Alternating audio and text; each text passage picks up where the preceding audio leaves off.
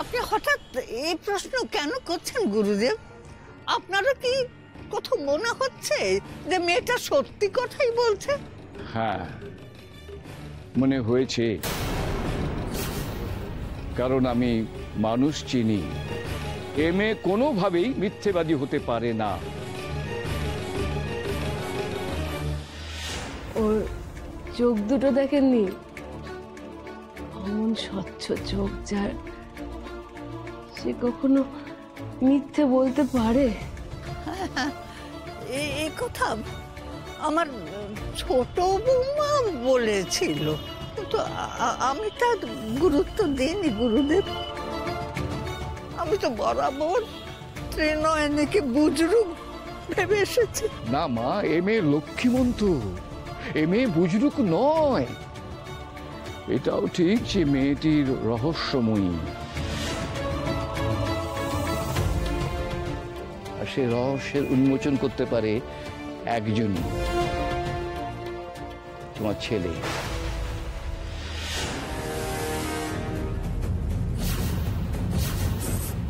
চুপ করে থাকিস নি, হয়তো বল আমাকে কি রহস্য আছে ওর মধ্যে? ও কি সত্যি কল্পনাকে দেখতে পায়? হ্যাঁ মা, পায়।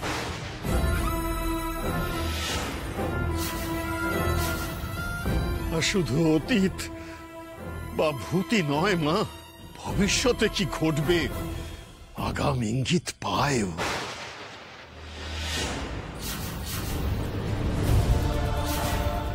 সেইভাবেই ও জেনেছিল তৃপ্তর গাড়ির অ্যাক্সিডেন্টের কথা, জানতো অ্যাক্সিডেন্ট হবে, আর জেনেছিল কেউ তৃপ্তর দুধে বিষ মিশিয়েছিল।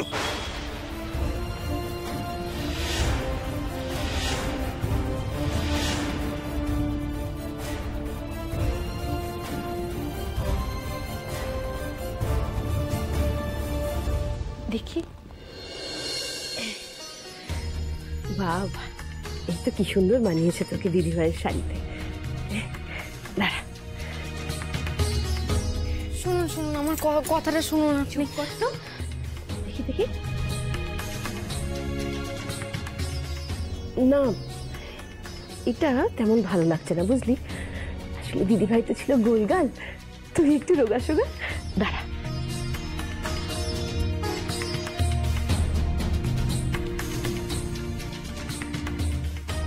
না আপনি আপনি এমন করবেন না, আমি এসব পড়তে পারবো না। দোহাই আপনার, এমনটা আপনি করবেন না। এইসব শাড়ি গয়না আমার জন্য নয়। একটু পরেই তো আমাকে আবার পথে বসতে হবে। মায়ের শাড়ি আমি কিছুতেই পথের ধুলোয় মাখামাখি হতে দিতে পারবো না। তোর মা বিশালাক্ষী যদি চান তোকে পথের ধুলোয় বসাবেন, তাহলে বসবি। তুই বা আমি সেটাকে আটকাতে পারবো বল? কিন্তু তাই বলে আজ তোর বউ ভাতের দিন আমি তোকে না সাজিয়ে রাখতে পারবো না। বেশি কথা না বাড়িয়ে চিরুনিটা নিয়ে আয়, সুন্দর করে খোপা বেঁধে ফুল জড়িয়ে দিই। নিজের স্বাদ পূর্ণ করিয়েই ছাড়বেন তাই না? আমার খুব জেদ জানিস তো, আর এই জেদটা আছে বলেই তো এখনো টিকে আছি রে, না হলে যে কবেই।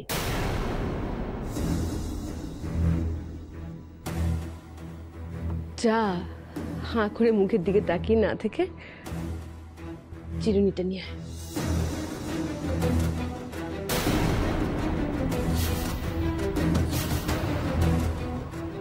কিরে, যা।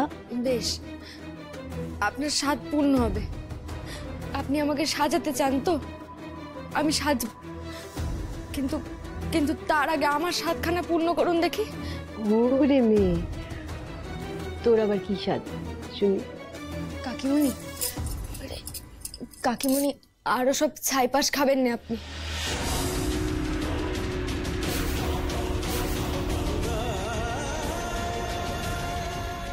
তুই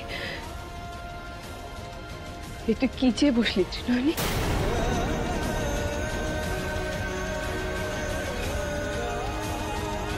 ঠিক আছে ঠিক আছে, সেন্টারে রয়েছে, এবার ওখানটা পাতো। হ্যাঁ আচ্ছা ওখানে কিন্তু কিছু ফুল দিয়ে দেবে, ঠিক আছে? একদিনের মাথা থাকবে। আসলে স্যার আমার সেলোটেপটা না শেষ হয়ে গেছে, আর এক্সট্রা আনতেও ভুলে গেছি স্যার। এই যাবো আর আসবো দোকান থেকে এক্ষুনি, স্যার নিয়ে আসি সেলোটেপ। না না, নিয়ে আসতে হবে না, আমি উপরে ঘরে যাচ্ছি, নিয়ে আসছি, ঠিক আছে? আচ্ছা স্যার, এটা ঠিক করে বাঁধো। হ্যাঁ ঠিক করে বাতো তো।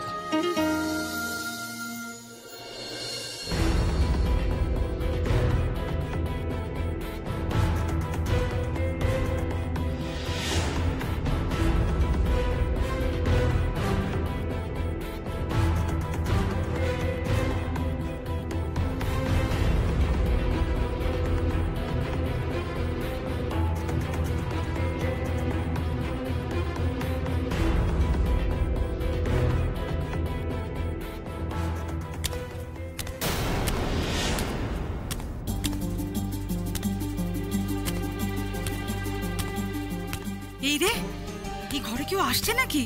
হে ভগবান, কি করি এখন?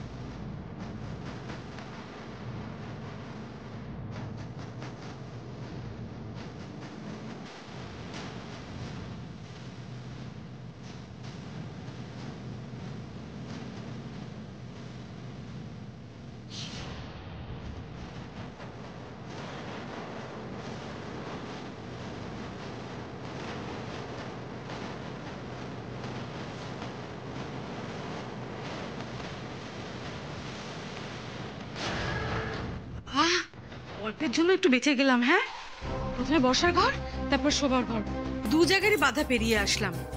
আজকে বন্ধুর ফুলসজ্জা আমি সাজাবই, আজকে ওদের ফুলসজ্জা হবেই।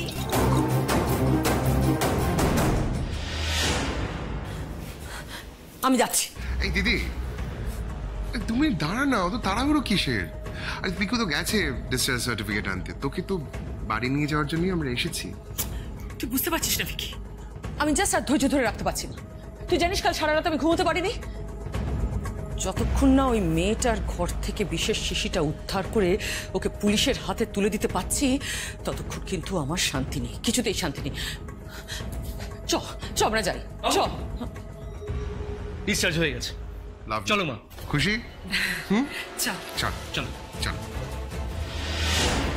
প্রতিশোধ, প্রতিশোধ নিতেই হবে আমায়। কাকিমণি, আমাকে হয়তো আজই চলে যেতে হবে, কিন্তু আপনি আমার জন্য যা কিছু করেছেন তা আমি কোনোদিনও ভুলবো না। আপনি আমাকে বরণ করে ঘরে তুলেছেন, মায়ের মতো স্নেহ দিয়েছেন। ধরে নিন না, ধরে নিন না মেয়ে হয়ে মায়ের কাছে এইটুকু কথা চাইছে, কথাটা রাখবেন না? দিন না আমায় এই কথাটুকু, আচ্ছা ভিক্ষে ভেবেই দিন। আপনার হাতের ওই গেলাসটা আমায় দিন, আমি বরং ফেলে দিই। আপনাকে আজ কথা দিতেই হবে, আপনি আরো সব ছুঁয়ে দেখবেন না। দিন আমায় দিন, আপনি এসব আর খাবেন না। আমার এইটুকু কথা আপনি রাখুন, আপনি সব।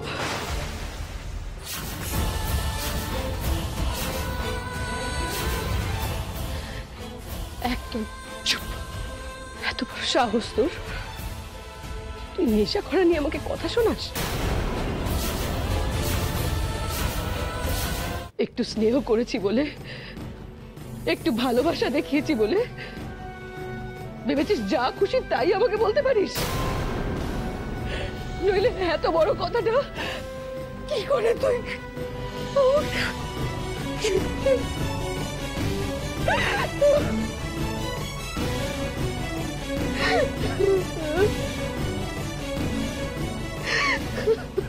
ছি ছি ছি, আমি কিনা মানুষটার চোখের জল ফেলালাম।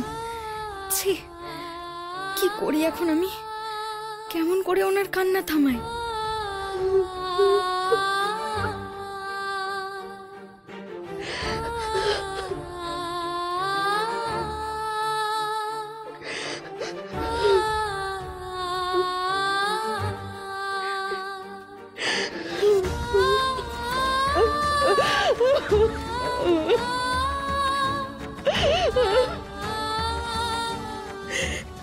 এসব এসব ছাইপাশ কি স্বাদ করে খায়? এসব যে আমাকে একটু একটু করে শেষ করে দিচ্ছে। আমি বুঝি না ভেবেছিস? সব বুঝি, কিন্তু কষ্টের যে কাঁটাটা আমার বুকের মধ্যে বিঁধে আছে, সেই যন্ত্রণাটাকে ভোলার জন্য খাই রে মা। তোর কাকামণি যে আমার সমস্ত স্বাদ চুরমার করে দিয়ে চলে গেল।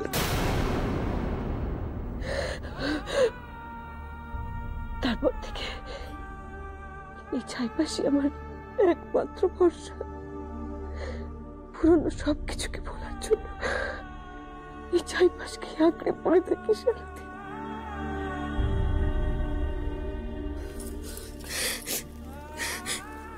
এভাবে কি কিছু বলা যায় কাকিমণি? ভুলে যাওয়া যে খুব কঠিন কাজ। মানুষ যত বেশি করে পুরনো স্মৃতি ভুলতে চায়, স্মৃতি তত বেশি করে মানুষকে চেপে ধরে। আমার দাদু কইতেন এই কথা।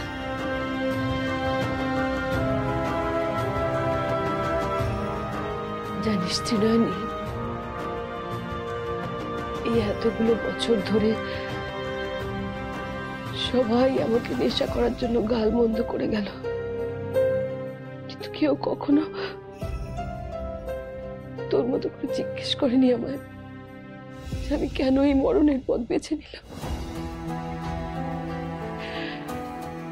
ভেবেছিলাম একদিন তোকে সব কথা খুলে বলবো, আর বলবো যদি পারিস তোর কাকামণিকে নিয়ে আসিস আমার সামনে। আমি সেদিন থেকে এগুলো আর ছুঁয়েও দেখবো না, বিশ্বাস কর। সব ছেড়ে দেবো একেবারে। কিন্তু সে কি আর হবার? তুই যে আর থাকবি না রে মা এ বাড়িতে। জানি না ফুলসজ্জাটাও শেষ পর্যন্ত করাতে পারবো কিনা। যদি তার আগেই দিদি এসে তোকে এই বাড়ি থেকে। কি ভাবছেন কাকিমণি?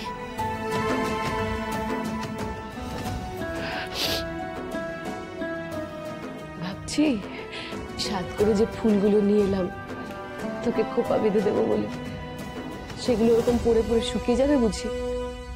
যা গিয়ে চিরুনিটা নিয়ে আয়। আর চিৎকার করে ফেলেছি বলে রাগ করিস না মা। বাবা মা যেরকম বকে তেমনি আদরও তো করে, তাই না? যা চিরুনিটা নিয়ে আয় চটপট। ওঠ।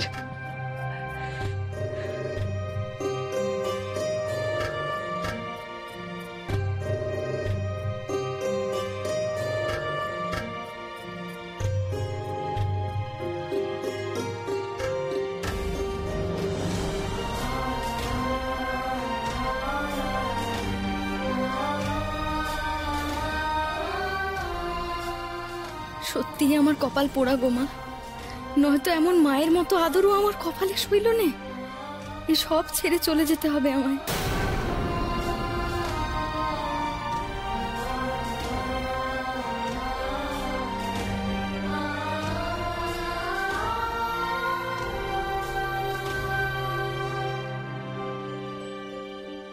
ত্রিনয়নী ঈশ্বরের কৃপাধন্য। অতীত এবং ভবিষ্যৎ বর্তমান দেখতে পাওয়ার মতো আশ্চর্য ঘটনা সাধারণ মানুষের থাকার কথা নয়। মেয়েটার এই অলৌকিক ক্ষমতার কথা তুই আমাকে আগে বলিসনি কেন তপু? বলিনি তার কারণ মা, আগে বললেও তুমি বিশ্বাস করতে না। ওকে দেখার পর তুমি যেভাবে রিয়াক্ট করেছিলে তাতে আমি বোঝাবার চেষ্টা করলেও কিন্তু তুমি কোনো কথা বুঝতে পারতে না। আমার শুধু একটাই আফসোস মা, যে আমি বারবার এত করে ওর জন্য সওয়াল করা সত্ত্বেও তুমি কেন আমার কথা বিশ্বাস করলে না? তুমি একবারও ভাবলে না যে নিশ্চয়ই এর পিছনে কোনো কারণ আছে? দীপ্তর সঙ্গে ত্রিনয়নের বিয়ে দিয়ে তুমি খুব ভালো করেছো তপব্রত। এমন মেয়ে ছাড়া কে হতে পারে দীপ্ত রক্ষা কবচ? কিন্তু গুরুদেব, এখন তো ওকে রক্ষা করাই খুব কঠিন কাজ হয়ে পড়েছে। আর তার উপর আপনি ওকে দীপ্তর রক্ষা কবচ না বলায় বাড়ির সবাই, বিশেষত দীপ্ত, ওকে এক মুহূর্তের জন্য সহ্য করতে পারছে না। তোমাকে তো বললাম, এছাড়া আমার কোনো উপায় ছিল না। এটা আমি দেখছি কতদূর কি করা যায়। এমন একটা ব্যবস্থা করতে হবে যাতে একুল উকুল দুকুলই থাকে। সেই জন্যই তো আমি এই পুজোর আয়োজন করেছি। শোনো, তোমরা কিছুক্ষণের জন্য বাইরে যাও, পুজো সম্পন্ন হলে তারপরেই তোমাদের বলবো যে পরবর্তী পদক্ষেপ কি হওয়া উচিত। আপনি যেটা ভালো বুঝবেন তাই করুন গুরুদেব। আমরা তাহলে আসি।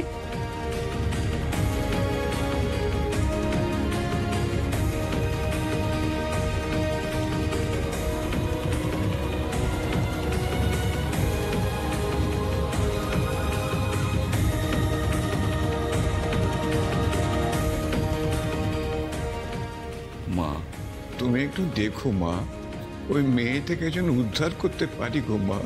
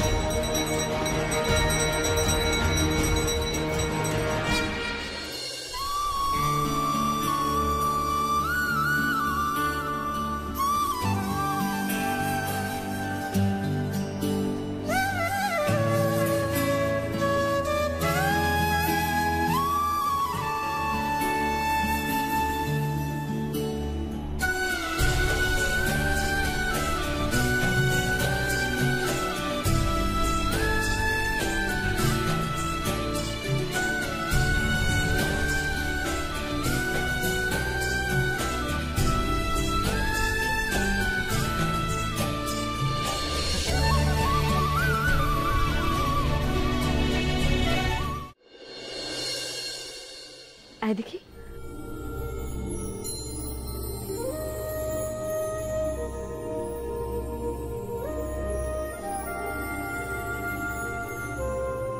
কি সুন্দর লাগছে তোকে। এবার ওই শাড়িটা আর বাকি গয়নাগুলো পরে নে। আমি কিন্তু একটু পরে এসে আবার দেখব।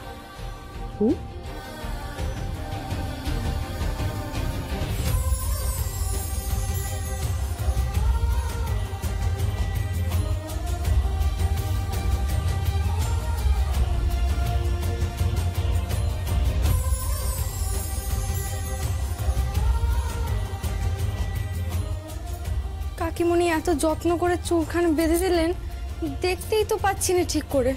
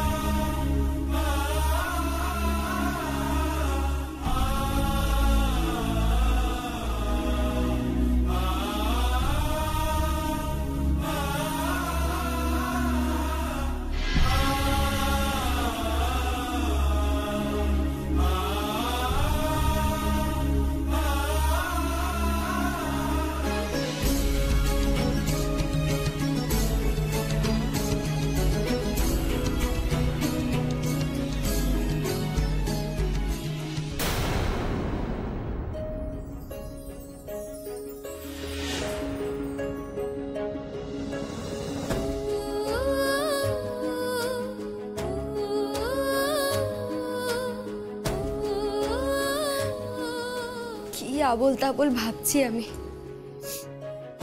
এমন সেজেছি বলেই মনে হয় মুহূর্তের মধ্যে স্বপ্ন দেখতে শুরু করেছিলাম। কি বোকা আমি। তৃপ্তবাবুর মা ঘরে ফিরতে আর তো কিছুক্ষণ, তারপরেই তো আমার এই বাড়ির পাট চুকবে। উফ, এত আস্তে চালাচ্ছিস কেন পিকু? তাড়াতাড়ি চালা, ফাস্ট। আমাকে বাড়ি পৌঁছতে হবে।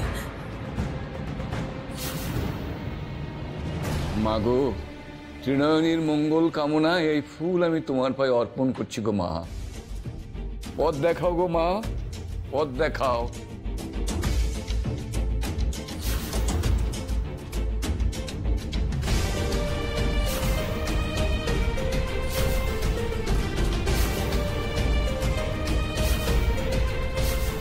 কি হলো কি তোর বলতো?